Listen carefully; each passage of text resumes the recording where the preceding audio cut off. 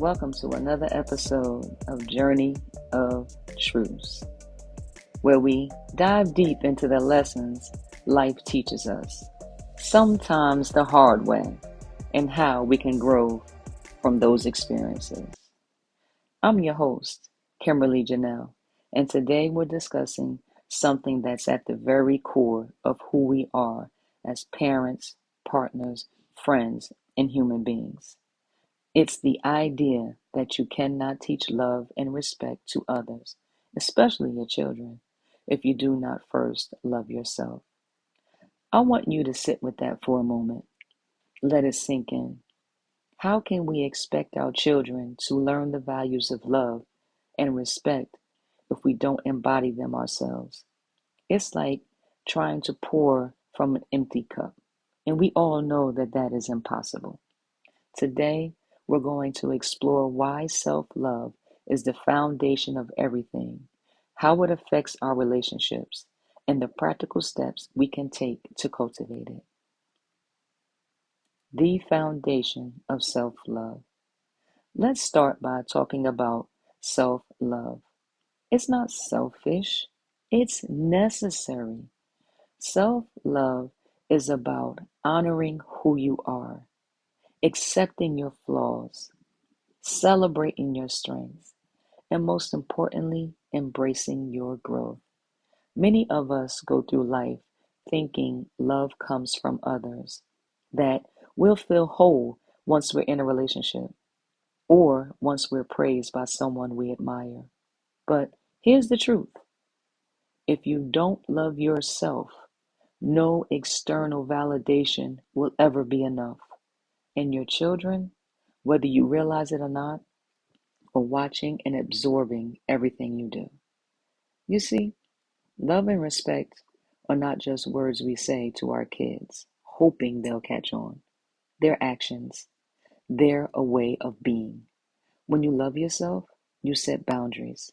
You show yourself kindness. You stand up for your values.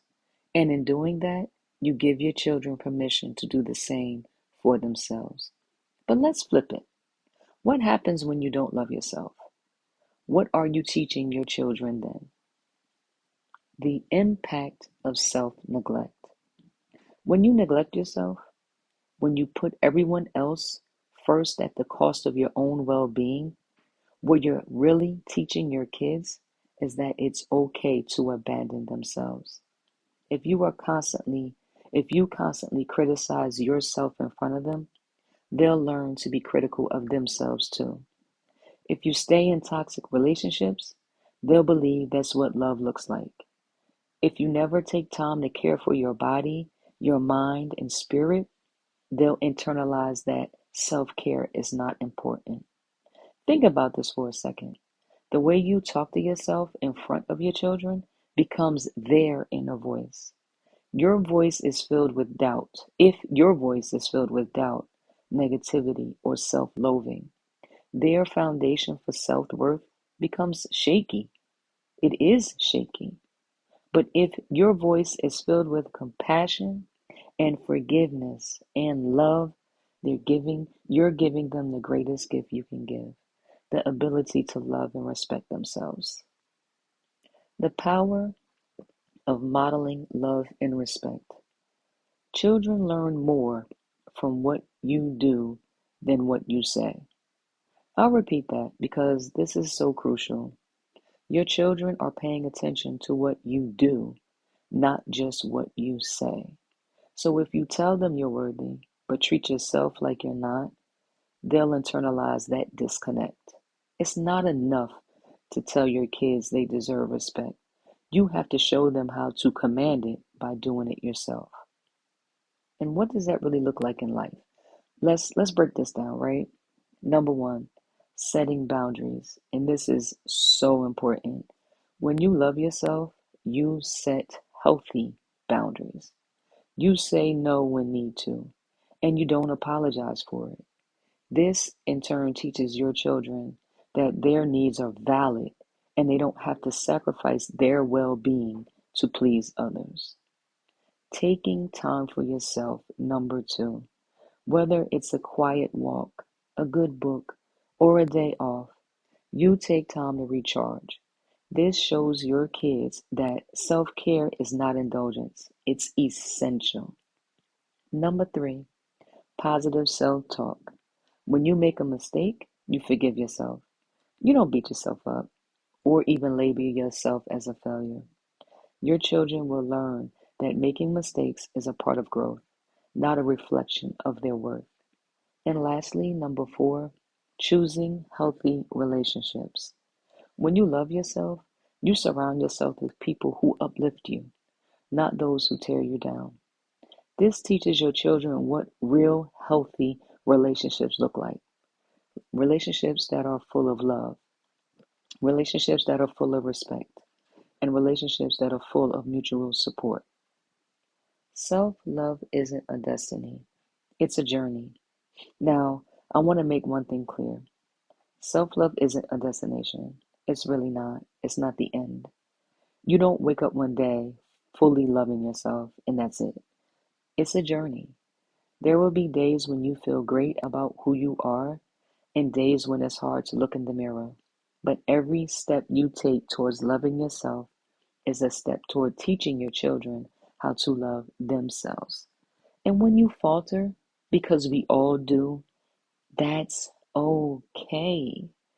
Your kids don't need you to be perfect. They need to see you trying, they need to see you growing, and they need to see you learning. They need to see you acknowledge when you're struggling, and taking steps to move forward. This is where they learn resilience, compassion, and the understanding that love, not just love, but real love, isn't always easy, but it's so worth it. Practical steps to start loving yourself today. So let's talk about how you can start today, right now, wherever you are on your journey. Number one, take inventory. Start by asking yourself, what are the things I love about myself? And what are the areas where I've been a little too hard on myself? Write them down.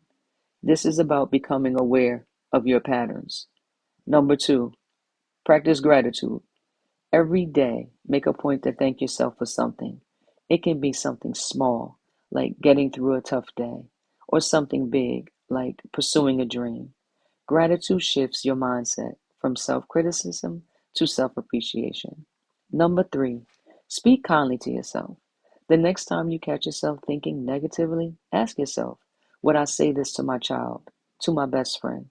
If the answer is no, don't say it to yourself. Replace it with something kinder and more loving. Number four, prioritize self-care. Take time for yourself, even if it's just 10 minutes a day. Meditate, journal, exercise, or do something that nourishes your soul. And number five, surround yourself with positivity. Limit the negativity around you, whether it's people, whether it's media, or your environments. Your surroundings influence your mindset. Choose wisely. Loving yourself isn't just about you.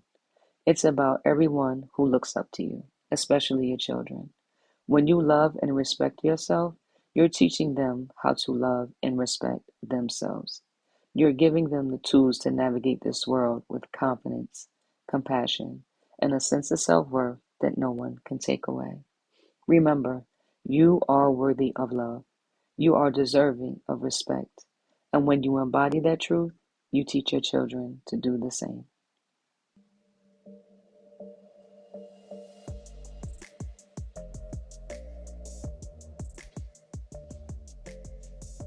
That's it for today's episode of Journey of Truths. I hope this resonated with you and reminded you that self-love is not a luxury, but a necessity. Until next time, take care of yourself because you are worth it.